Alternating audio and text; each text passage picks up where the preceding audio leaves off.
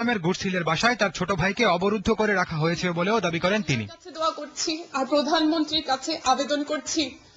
খান মোহাম্মদ রুমেল, একুশে টেলিভিশন, ঢাকা। জনশক্তি রফতানিতে প্রতারণা বন্ধে কঠোর শাস্তির বিধান রেখে নতুন আইন প্রণয়ন করা হচ্ছে বলে জানিয়েছেন প্রধানমন্ত্রী শেখ হাসিনা। জনশক্তি রফতানিতে সরকারি বেসরকারি যে কোনো পর্যায়ে কোনো ধরনের গাফিলতি সহ্য করা হবে না বলেও সতর্ক করে দেন তিনি। শনিবার রাজধানীর ওসমানী স্মৃতি মিলনায়তনে আন্তর্জাতিক অভিবাসী দিবসের উদ্বোধনী অনুষ্ঠানে দেওয়া ভাষণে তিনি এসব কথা জানান। রিপোর্ট মাহাথির ফারুকের। শনিবার আন্তর্জাতিক অভিবাসী দিবস উপলক্ষে ওসমানী স্মৃতি মিলনায়তনে আয়োজিত অনুষ্ঠানে প্রধানমন্ত্রী শেখ হাসিনা বলেছেন, দেশে কর্মসংস্থান তৈরির পাশাপাশি বিদেশে কর্মসংস্থান তৈরির উদ্যোগ নিয়েছে এ সরকার। জনসংখ্যাকে জনশক্তিতে পরিণত করে বিদেশে জমি লিজ নিয়ে জনশক্তি পাঠানো হবে। পৃথিবীর অনেক দেশ আছে যেখানে অনেক উর্বর ভূমি রয়েছে, কিন্তু সেগুলি চাষাবাদের আওতায় আসে না। আমরা যদি সেখানে জমি লিজ দিতে পারি এবং আমাদের জনশক্তি পাঠিয়ে সেখানে আমরা ফসল উৎপাদন করতে পারি, উৎপাদন বৃদ্ধি করতে পারি এবং উৎপাদনের একটা অংশ স্বাগতিক দেশকে আমরা দিয়ে আসবো, একটা অংশ আমাদের দেশে আমরা নিয়ে আসবো, সেই ধরনের ব্যবস্থা করারও আমরা পদক্ষেপ নিয়েছি। ইতিমধ্যেই আমাদের পররাষ্ট্র মন্ত্রণালয়, প্রবাসী কল্যাণ মন্ত্রণালয় তারা একত্রে এভাবে কাজ করছে। প্রধানমন্ত্রী হুঁশিয়ার উচ্চারণ করে আরো বলেন, জনশক্তি রপ্তানিতে প্রতারণা বন্ধে কঠোর শাস্তির বিধান রেখে নতুন আইন প্রণয়ন করা হচ্ছে। আমরা জনশক্তি রপ্তানি খাতে স্বচ্ছতা ও জবাবদিহিতা প্রতিষ্ঠিত করতে চাই। এ ব্যাপারে সরকারি বেসরকারি কোনো পর্যায়ে কোন রকম গাফিলতি যদি হয় সেটা কখনোই আমরা সহ্য করব না। এখন থেকে যারাই বিদেশে যাবে প্রবাসী কল্যাণ ব্যাংকের থেকে তারা লোন নিতে পারবে, আর এই লোন নিতে গেলে সেখানে যাচাই করা যাবে যে তার ভিসাটা সঠিক আছে কিনা, সে সঠিক লোকের মাধ্যমে যাচ্ছে কিনা, চাকরিটা নিশ্চিত কিনা, বেতনটা ঠিক পাবে কিনা, আর তার নিজের ঘর বাড়ি জমি বিক্রি করে নিঃস্ব হবে না।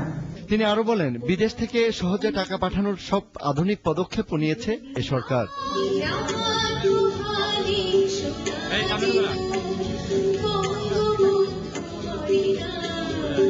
মাহাথির ফারুকি, একুশে টেলিভিশন, ঢাকা। দেখছেন রাত ৯টার একুশে সংবাদ। শুরুতেই আমাদের বিশেষ আয়োজন অনুসন্ধান।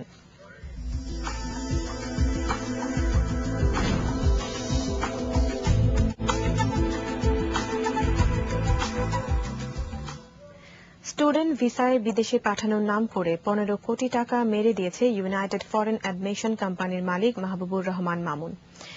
এখন আত্মগোপন করেছেন অস্ট্রেলিয়ায়, আর বিপুল পরিমাণ অর্থ দিয়ে মানবেতর জীবন কাটাচ্ছেন প্রায় ৩০০ শিক্ষার্থী ও তাদের পরিবার। প্রশাসনের কাছে ধর্ণা দিয়েও পাচ্ছে না প্রতিকার। ফারুক হোসেনকে সঙ্গে নিয়ে মাহাথির ফারুকের ২ পর্বের ধারাবাহিকের প্রথম পর্ব আজ। ক্যামেরায় ছিলেন আসাদুজ্জামান আসাদ। অনেক কষ্টে আছে,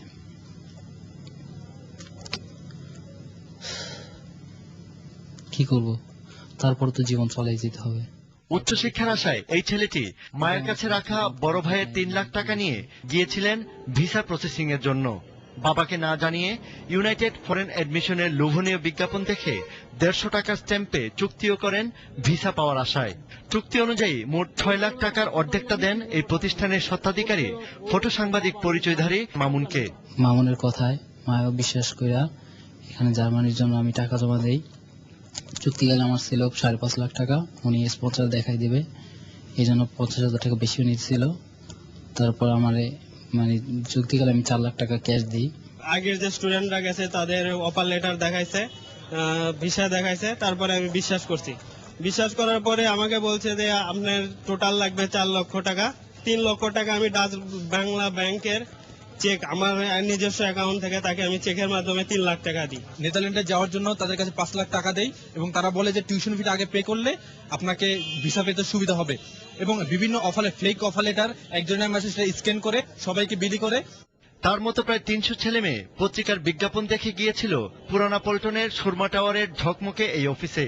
ভিসা প্রসেসিং ও টিউশন ফি বাবদ ৬ থেকে ১২ লাখ টাকার চুক্তি করেন তারা। চুক্তির বেশিরভাগ টাকাই দিতে হয় অগ্রিম, কিন্তু কয়েক দফা তারিখ পেছানোর পর ভিসা না পেয়ে হতাশ শিক্ষার্থীরা টাকা ফেরত চান। মামুন সাহেবের সাথে আমার কথা হয়, শেষে আমার সাথে তার সাথে চুক্তি হয়েছে 5 লাখ টাকা সে আমাকে কানাডা পাঠাবে। আমি আমার ছেলের জন্য 4,40,000 টাকা দিয়েছিলাম মামুনের কাছে। একখানি ক্ষেত বিক্রি করছি এবং আমার ভাবির স্বর্ণ বিক্রি করছি 70,000 টাকা 3 ভরি। এই স্বর্ণের বিক্রি করে টাকা দিচ্ছি ভাই, আমি অনেক কষ্টে ভাই। এক পর্যায়ে অফিসে তালা মেরে পালিয়ে যায় প্রতারক মামুন। কিছুদিন আগে সেখানে ভাঙচুরের চেষ্টাও করে প্রতারিত শিক্ষার্থীরা। প্রতিদিনই সুরমা টাওয়ারে ভিড় করছে তারা, অপেক্ষায় আছে কষ্টের টাকা ফেরত পাওয়ার আশায়। মাহাথির ফারুকী, একুশে টেলিভিশন, ঢাকা। জানাবো পিপলস লিজিং বাণিজ্য সংবাদ।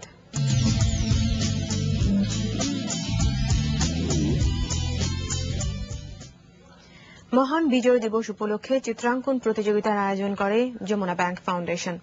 মুক্তিযুদ্ধের ইতিহাস প্রজন্ম থেকে প্রজন্মে ছড়িয়ে দিতে এই প্রতিযোগিতার আয়োজন করা হয়। অনুষ্ঠানে সভাপতিত্ব করেন যমুনা ব্যাংক লিমিটেডের চেয়ারম্যান আলহাজ মোহাম্মদ রেজাউল করিম আনসারী। তিনি বলেন, মহান স্বাধীনতা যুদ্ধকে সম্মান জানাতে যমুনা ব্যাংক সবসময় পাশে থাকবে। অনুষ্ঠানে বক্তারা দ্রুত যুদ্ধাপরাধীদের বিচার দাবি করেন।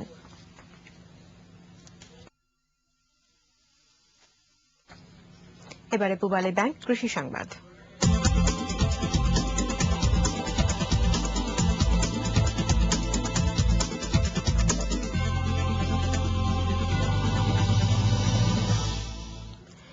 ধান চাষে রাইস অ্যান্ড গ্যাপ মিনিমাইজেশন পদ্ধতি ব্যবহার করে ব্যাপক সাফল্য পেয়েছেন ভৈরবের কৃষকরা।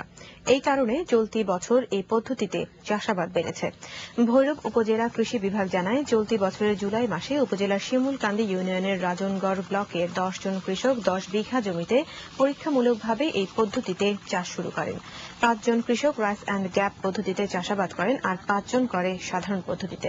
রাইস অ্যান্ড গ্যাপ পদ্ধতিতে চাষাবাদ করে 1 বিঘা জমিতে উৎপাদন হয়েছে 16 মণ ধান।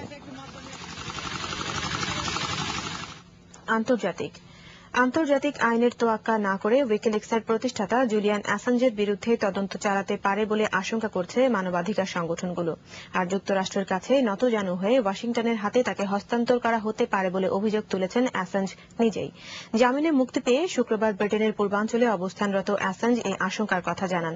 কয়েক লাখ গোপন মার্কিন কূটনৈতিক নথি ফাঁস করে যুক্তরাষ্ট্রের তোপের মুখে আছেন তিনি। এই কারণেই যুক্তরাষ্ট্রের আক্রমণাত্মক তদন্তের শিকার হতে পারেন অ্যাসাঞ্জ। তার আশঙ্কা তাকে ওয়াশিংটনের কাছে হস্তান্তর করা হতে পারে। গুপ্তচর বৃত্তির অভিযোগে মার্কিন কৌশলীরা তার হস্তান্তর চাইতে পারে বলেও মনে করেন তিনি।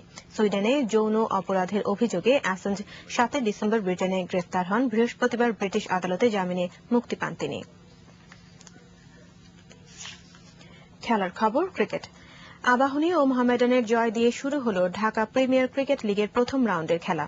আবাহনী 6 উইকেটে সূর্য তরুণকে, মোহামেডান 115 রানে ওরিয়েন্ট স্পোর্টিং ক্লাবকে ও বিমান 5 উইকেটে হারায় প্রাইম ধলেশ্বরী এফসিকে।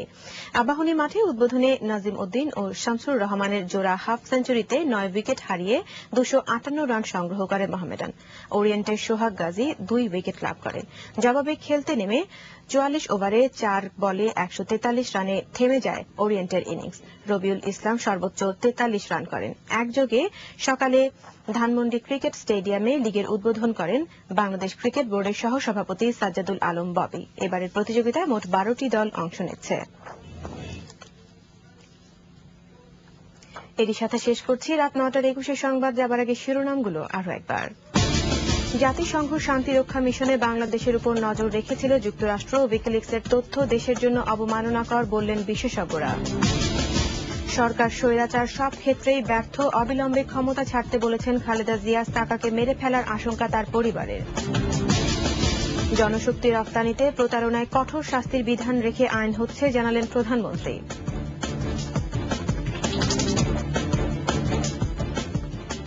দর্শক, 21 টেলিভিশনের সর্বশেষ খবর জানতে যে কোনো মোবাইল থেকে ডায়াল করুন 2021 নম্বরে অথবা লগ ইন করুন www.21-tv.com এই ওয়েবসাইটে। এতক্ষণ সাথে থাকার জন্য সবাইকে ধন্যবাদ। পরের সংবাদ রাত 11টায় দেখার আমন্ত্রণ রইল। শুভরাত্রি।